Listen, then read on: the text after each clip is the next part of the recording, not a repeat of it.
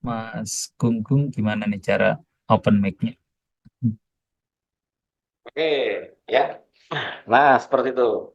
Jadi saya udah kirim datanya Mas Markus di grup ya, data tabelnya segala macam, kemudian pergerakan. Ini memang dari labnya. Jadi labnya itu menurut saya apa namanya termasuk inilah bagus lah. Jadi setiap kali periksa itu dibikinkan kolom-kolom, tanggal berapanya, variabelnya apa, berubahnya bagaimana, sehingga jadi ketahuan tuh.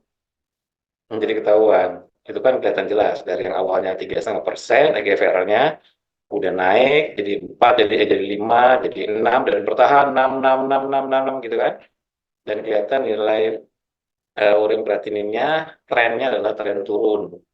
Kemudian nilai kreatininnya juga trennya adalah tren turun. Dari yang pernah tertinggi sampai 16 hingga kemudian 6,6, 9, kemudian 6. Kalau HB itu kelihatan juga dari mulai yang terendahnya itu berarti posisi 10 ya, 9,9, 9,4. Bahkan pernah sampai 8,9. Kemudian latihan napas rajin, dia berangsur stabil, HB stabil aja bisa saving life. Makanya saya pernah bilang untuk pasien gagal ginjal kronis itu HB naik 2 aja, 2 nggak usah banyak-banyak, naik 2 poin aja, itu bisa menyelamatkan nyawa tuh. Nggak usah banyak-banyak, 2 aja. Yang tadinya 7 jadi 9 tuh, itu bisa menyelamatkan nyawa. Kenapa? Karena satuan HB itu bukan bukan poin dia sebenarnya, tapi ribu begitu kan. Gram itu kan isinya jutaan sel darah merah gitu. Jadi naik 2 poin aja tuh luar biasa besar. Pengaruhnya apalagi naik sampai 3 poin. Jadi bagi pasien gagal ginjal, jika HB-nya bisa dinaikkan antara 1 sampai 3 poin saja, itu bisa menyelamatkan nyawa. Betul-betul bisa menyelamatkan nyawa. Nah, HB yang terjaga ini membuat kita jadi stabil fisiknya, kemudian kita bisa bekerja dengan baik, pemulihannya cepat, tenaganya, endurance-nya segala macam juga ikut naik. Dan kita tidak tergantung pada, tadi sudah disebutkan, kalau orang solusi paling gampang adalah pertama suntik protein EPO, berarti suntik terus-terusan. Makanya kemarin sudah saya jelaskan, EPO itulah yang memicu pembuatan sel darah merah. Tapi Tuhan kasih pabrik cadangan. Bukan cuma sumsum tulang belakang, pabrik cadangannya adalah paru-paru dan limpa. Dengan cara seperti itu, paru-paru menghasilkan sel darah merah cadangan, limpanya menghasilkan sel darah merah cadangan. Ini kemudian yang menjadi kenaikan HB. Itu. Nah, memang bedanya dengan yang di sumsum tulang belakang adalah dia tidak lebih awet umurnya. Tapi kalau kita latihan sehari 2 kali, itu sudah cukup menjaga, ya kalau turun lagi, ya kan latihan lagi, naik lagi, turun lagi, latihan lagi, naik lagi, ya enggak apa-apa, ya biasa aja. Itu proses yang alami ya, kita pakai terus-menerus pabrik cadangannya. Tidak ada masalah selama tidak ada kerusakan pada pabrik cadangan itu, yaitu paru-paru dan limpa. Nah, paru-paru semakin dilatih, semakin kita terlatih, semakin bagus, semakin kuat otot-ototnya, fungsinya semakin bagus. Karena secara teori kan begini, EGFR 3,5% itu berarti kerusakannya ya anggaplah dari 100% berarti kan sudah 96,3% ya. Berarti udah nggak bisa dipakai tuh. Yang bisa dipakai kan cuma 3,5% aja kan. Kita punya ruangan sak rumah 100% dianggapnya yang bisa dipakai cuman sedikit di dekat pintu aja. 3,5% itu kecil sekali. Makanya disebut gagal ginjal, fungsinya tidak bisa memfiltrasi. Lalu dari 3,5% naik jadi 4%, naik jadi 5%, sekarang naik jadi 6% pada saat pengukuran terakhir. Berarti ada kenaikan 2,5%. 2,5% itu signifikan. Makanya bikin orang jadi bisa kencing, tetap bisa ereksi dan sebagainya. Maka kemarin disebut sama Bu Aling tuh. Untuk gagal ginjal, jika EGFR-nya bisa naik sampai 20% saja, itu sudah bisa lepas tuh. Ya kan? Pas ada kan Bu Aling kemarin cerita di sesi silaturahmi itu. Seperti itu. Maka ini ada potensi. Tinggal dilatih rutin saja. Dilatih rutin, paling tidak HB terjaga, stamina juga tetap kuat, tidak lama lesu, luka-luka yang ada di bekas-bekas tusukan, itu kan biasanya kan suka gonta-ganti lokasi karena sini udah nggak bisa lagi, dicari yang lain terus gitu kan. Atau kalau ada dana sedikit, kita pasang simino atau pasang apa, ya kan. Tapi kadang-kadang di daerah yang dipasang simino itu kan nggak boleh dipakai untuk berat, misalnya untuk angkat, untuk apa, maka biasanya model yang Jendela istilahnya begitu itu dipasangnya di tangan yang tidak dipakai untuk sehari-hari. Misalnya tangan kiri, kalau orang itu biasa kanan, berarti masangnya di kiri. Kalau bisa kiri, masangnya di kanan. Nah itu tingkat kerusakan jaringan yang ada di daerah yang sering ditusuk itu bisa lebih cepat pulih. Kenapa? Kan kalau napasnya menurunkan inflamasi, dia meningkatkan regenerasi. pH-nya naik, regenerasi selnya naik, maka bisa cepat pulih luka-luka bekas tusukannya itu. Sehingga kalau ditusuk lagi di tempat yang sama, ya nggak apa-apa. Karena seminggu udah beres lagi, udah normal lagi. Mau tusuk lagi, ya minggu depannya normal lagi. Terus aja begitu, selama masih latihan. Nah, jadi nanti kita bertahap. Pokoknya seperti yang diceritakan Mas Markus tadi, dilatih dengan senang, gembira, sukacita. Dengan keyakinan bahwa tubuh kita ini diciptakan secara ajaib. Maka bisa sembuh secara ajaib. Asal kita percaya dan yakin pada diri sendiri, kita yakin bahwa Tuhan itu akan memberikan keajaiban pada kita. Dan nggak usah ditunggu, diyakini lalu diulang-ulang keyakinannya terus-menerus begitu saja. Diulang-ulang, karena kita diciptakan secara ajaib, maka mestinya kita punya potensi kesembuhan secara ajaib. Nah, karena kita orang Tuhan, maka ada kalimat tambahannya, jika Dia mengizinkan. Kan begitu, kalimat tambahan. Kita bukan orang ateis. Orang ateis kan seakan-akan semua tolak pasnya upayanya itulah yang menyembuhkan. Kalau kita kan bukan. Jika Dia mengizinkan, maka kita minta izin dulu. Ya namanya perlu nunggu minta izin gitu kan. Kalau yang punya rumahnya, oh silakan masuk Pak. Ya berarti boleh masuk. Tapi kalau kata yang punya rumahnya, siapa nih orang nih, hatinya masih jelek, pikirannya masih nggak yakin sama saya, hatinya masih nggak percaya sama saya, nanti dia kasih masuknya. Ya kan dikasih masuk sampai kapan itu juga. Namanya pulau nunggu bukan rumah kita. Iya kan? Jadi itu yang harus terus-menerus dari mindset itu dibangun, dibentuk. Makanya saya pernah bilang begini, bahwa konsep yang paling gampang itu kan numpang. Numpang itu paling gampang. Saya mau ke Bandung, numpang mobil orang, gitu kan. Mobilnya Alphard lagi, enak adem, ini kursinya empuk. Yang namanya numpang tinggal merem nyampe. Tapi ketika numpang itu berlaku adab. Berlaku adab-adab sama yang punya mobil. Kenapa? Karena sadar betul bahwa itu bukan mobil saya. Itu bukan mobil saya. Maka ketika saya masuk, adab saya harus berlaku di situ. Yang ketika kita sopan, dengan penuh rendah hati, dengan penuh apa namanya menjaga kebersihannya, menjaga ruangan itu tidak sok lah namanya orang numpang terus sok-sokan itu kan kurang ajar namanya gitu. Gak punya adab. Nanti yang punya mobil marah, lu keluar aja, udah dikasih tumpangan enak, adem, ber-AC, malah nggak punya adab. Tapi ketika orang itu punya adab, ketika dia numpang dengan baik, dia paham bahwa dia itu sebagai tumpangan, lalu dia sopan, terus kata yang punyanya, loh ini yang numpang sopan bener nih, yang numpang nih baik nih, bagus nih, udahlah mobilnya buat kamu aja, dikasih lah kita. Nah, maka jangan bosan, sekali lagi jangan bosan, terus menerus diulang. Jadi bagi yang terlambat atau bagi yang belum sempat ikut di hari sebelumnya, agar ditonton sesi malam ini supaya punya semangat untuk tidak menyerah, tidak terserah. Selama masih ada setarikan nafas, berjuanglah. Nah, kira-kira begitu. Oke, mau ke Mas Markus, ditutup. Kemudian di end meeting. Oke, baik Mas Gunggung, terima kasih untuk wejangannya dan saran-sarannya. Kita sudah selesai latihan di hari ini. Kita tutup dengan doa. Terima kasih. Sampai jumpa di meeting berikutnya.